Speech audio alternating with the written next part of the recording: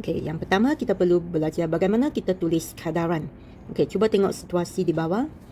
Jika 10 biji kacang mempunyai cisim 17 gram, maka 30 biji kacang mempunyai cisim 51 gram. Jadi di sini kita boleh tulis begini. 17 gram untuk 10 biji. Jadi 17 gram per 10 biji. Okey, sama dengan 51 gram untuk 30 biji. Okey, kalau yang atas ini kita sudah letak gram, di sebelah kanan ini gram mesti di atas. Jadi 51 gram, yang bahagian bawah tu bilangan kacang, 30 biji kacang. Jadi yang paling penting kamu perlu tengok unit di atas tu mesti sama dan unit di bawah tu mesti sama. Kalau sini bilangan kacang, sini pun mesti bilangan kacang. Kita tengok contoh yang kedua. Jelajah lumba basikal Li-Tour di Langkawi, bermula di Kedah dan berakhir di Melaka, meliputi jarak sejauh 1180 km. Jarak ini ialah 23.6 cm pada sebuah peta. Dengan keadaan 1 cm mewakili 50 km. Jadi di sini ada dua pasangan. Okay, yang pertama ni 1180 km. Kalau di peta ialah 23.6 cm. Okay. Lepas tu kita boleh tulis di sebelahnya km di atas dan cm di bawah. Jadi 50 km per 1 cm. Ini ialah kaedah kita tulis kadaran. Kita tengok bagaimanakah kita dapat menentukan nilai yang tidak ketahui dalam suatu kadaran. Tengok contoh ini. Kos tenaga elektrik ialah 43.6 sen bagi 2 kW jam. Berapakah kos untuk penggunaan elektrik sebanyak 30 kW jam? Terdapat 3 kaedah untuk selesaikan masalah ini. Kaedah yang pertama kita panggil kaedah unitary. Kos 2 kW jam adalah sama dengan 43.6 sen. Kalau kita guna kaedah unitary, kita perlu cari dulu kos untuk 1 kW jam.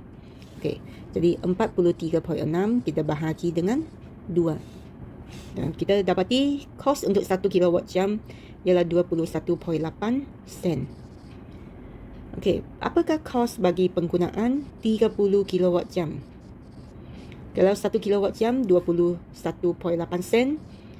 Jadi kalau 30 kita darab dengan 30. Jadi kosnya adalah sama dengan 654 sen. Yang ini kita panggil kaedah unitary. Kaedah kedua kita panggil kaedah kadaran. Okey, maksudnya kita tulis dulu yang soalan ni maklumatnya kita tulis dalam bentuk pecahan. 43.6 sen adalah untuk 2 kW jam. Okey, kalau 30 kW jam berapa kosnya? Okey, cuma perlu berhati-hati bahawa kalau kilowatt jam di bawah, sini pun mesti ikut unit yang sama. Okey, jadi sekarang kamu tengok dari 2 ke 30 kita perlu darab dengan 15. Okey, bagaimana kita tahu darab berapa? Kamu guna unit yang besar bahagi dengan unit yang kecil. 30 bahagi 2 jawapannya 15. Maksudnya kalau 2 darab 15 dia akan dapat 30. Apabila penyebutnya darab 50, yang sini pun kita perlu darab 15, yang di atas kita pun perlu darab 15. Jadi kita akan dapat kosnya 43.6 darab dengan 15. Jadi kamu akan dapat jawapannya 654 sen juga. Kita tengok kaedah yang ketiga. Kaedah yang ketiga kita panggil kaedah pendarapan silang. Okey, mula-mula dia masih lagi langkah yang sama. Kita tulis dalam bentuk kadaran. Jadi 43.6 sen per 2 kW jam.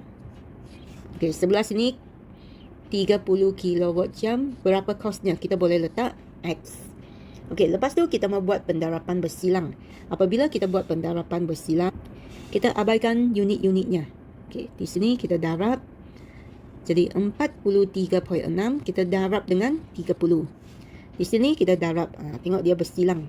X darab dengan 2. Okey, jadi 43.6 darab 30.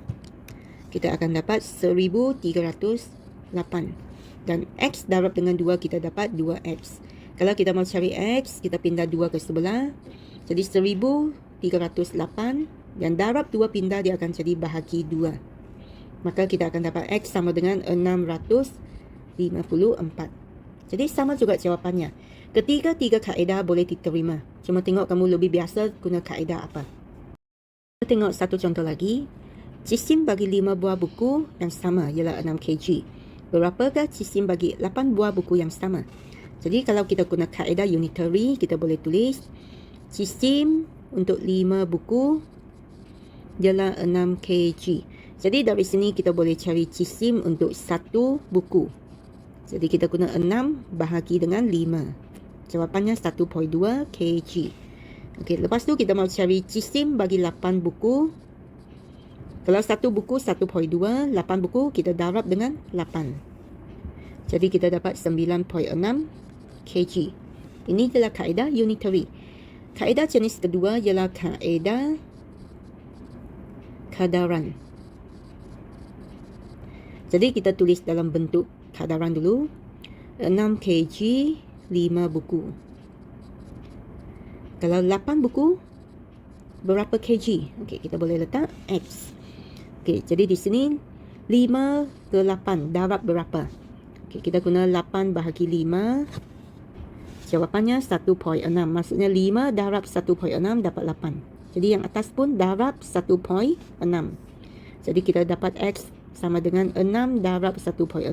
Jawapannya sama dengan 9.6 kg. Kaedah ketiga ialah kaedah darab silang. Jadi kita tulis dulu kadarannya. 6 kg 5 buku. 8 buku X kg. Jadi di sini kita buat pendarapan bersilang. Okey, bersilang maksudnya beginilah. 8 darab 6. 5 darab X. Jadi 6 darab 8, 48. 5 darab X, 5X. Kalau kita mau cari X sahaja, pindah 5 ke sebelah. Jadi 48 bahagi 5. Jadi X adalah sama dengan 9.6 kg.